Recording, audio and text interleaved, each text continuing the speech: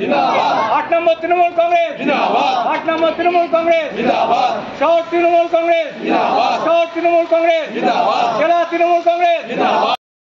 বরণ করে নিচ্ছে সবাই হাত তালি দিন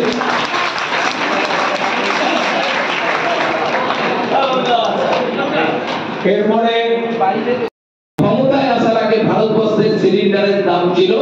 440 টাকা একটা গ্যাস সিলিন্ডারের দাম ছিল 440 টাকা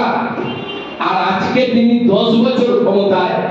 10 বছর পর আজকে একটা গ্যাস সিলিন্ডারের দাম 1140 টাকা 1140 টাকা এই বিজেপি নেত্রী তখন বলছি গ্যাসের দাম কেন 400 টাকা হলো আর আজকে আমি সেই বিজেপি মন্ত্রী যিনি আজকে ভারতবর্ষের তিনিও মন্ত্রী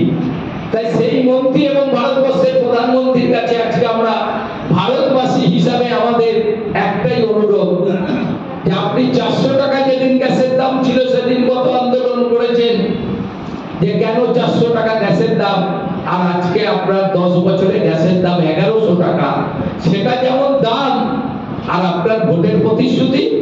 যে কথা বলছিলেন মা বোনদের এত কষ্ট তাদের চোখ মুখ জ্বালা করে ধুয়োতে তিনি সেই কষ্ট পালন করে দেখতে পাচ্ছিলেন না যদিও আমি শুনেছি ভারতবর্ষের প্রধানমন্ত্রীর বউ ভারতবর্ষের প্রধানমন্ত্রী বউ যদিও থাকে না থাকে তার কাছে থাকে না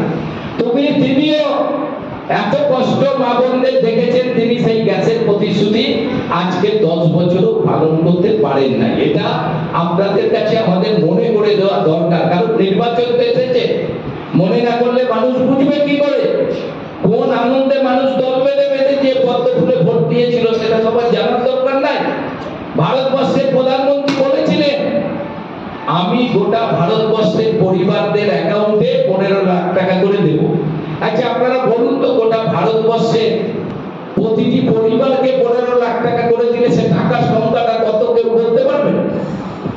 টাকার সংখ্যা কত বলতে পারবেন যে 15 পর কত শূন্য বসলে গোটা ভারতবর্ষের প্রতিটি পরিবার 15 লক্ষ টাকা করে পাবে তিনি কি ভাবনায় ভাবছিলেন তিনি ভাবছিলেন এখন ভোট দরকার আগে তো গল্পটা শুনিয়েছি মানুষকে মানুষ আশায় আগে আমাকে ভোটটা তো দিল পরে ভাবা যাবে 15 লক্ষ কি হবে তিনি হট করে বলে দিলেন আমি 15 লক্ষ টাকা করে সবার অ্যাকাউন্টে দেব আরে কত মা বোন তারা কলপাড়ে গেছেন বাগাল পাড়ে গেছেন পুকুরে যে আলোচনা করছেন এক বৌদি আর এক বৌদিকে বলছেন আরে তুমি অ্যাকাউন্ট করেছো ব্যাংকে বলে না আমার অ্যাকাউন্ট নাই আরে অ্যাকাউন্ট করো নাই তুমি কি শোনো নাই নরেন্দ্র মোদী সরকার আমাদের অ্যাকাউন্টে 15 লাখ টাকা করে দেবে তুমি এখনো অ্যাকাউন্ট করো নাই কত লোক ব্যাংকে গিয়ে তারা অ্যাকাউন্ট করে এলো জিরো ব্যালেন্সের অ্যাকাউন্ট আপনার অ্যাকাউন্টে 15 লক্ষ টাকা ঢুকবে আরে ভালো কথা তো 15 লক্ষ টাকা ঢুকবে যদি প্রতিটি পরিবার ভারতবর্ষের প্রতিটি পরিবারের অ্যাকাউন্টে 15 লক্ষ টাকা ঢোকে তাহলে কোনো মানুষের আর কষ্টের দিন যাবে আর 15 লক্ষ টাকা নিয়ে তো মানুষ ব্যবসা বাণিজ্য করে সুখে কাটাবে গোটা ভারতবর্ষের প্রতিটি পরিবার সুখে চলবে এটাই ছিল নরেন্দ্র মোদীর প্রতিশ্রুতি আর তিনি তখন ভাবলেন যে 15 লক্ষ টাকা আসবে কোথা দিয়ে তিনি বললেন গোটা ভারতবর্ষ জুড়ে যত কালো টাকা দেশে আছে কালো টাকা বিদেশে আছে কালো টাকা